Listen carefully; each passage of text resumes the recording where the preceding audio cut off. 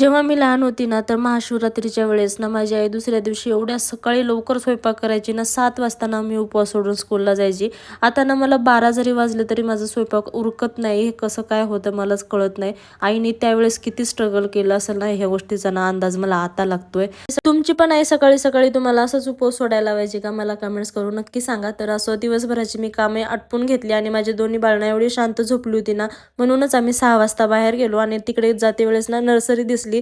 तिकडनं येते वेळेस ना मी प्लॅन्ट्स घेतले. एक होतं मिरचीचं आणि दुसरं कशाचं होतं ते मला पण माहिती नव्हती. पण त्याचे ना फुलं मला लहानपणापासून ना खूप आवडायची, म्हणून मी ते घेऊन आली. आणि ना मला ह्या झाडांबद्दल कसं लावायचं काय नाही ही काही माहिती नाही, तरी पण मी घेऊन आली. आणि जे झाडाला फळं लागतात ना, तेच झाड मला खूप आवडतात. शोचे झाडं बिलकुल आवडत नाहीत. तर मी मिरचीचं आणलं होतं. बघू आता त्याला मिरची लागते की नाही. आणि ह्या झाडाचं नाव पण मला कमेंट्स करून नक्की सांगा. आणि ना हे झाडं कसे लावायचे काय नाही ते मी उद्या दाखवते. जसे आले तसे परफेक्टली तर मला काही जमत नाहीत. प्रिन्शूला काय माहिती हे खाऊच वाटत होतं. मी तिला किती विचारलं हे काय लागले तरी ती सांगत नव्हती. फक्त हे खाऊ काढून दे असं म्हणत होती. पण ते खाऊ नव्हतं, झाडांना टाकण्यासाठी खत होतं. तर असा गेला माझा दिवस. बाय. टेक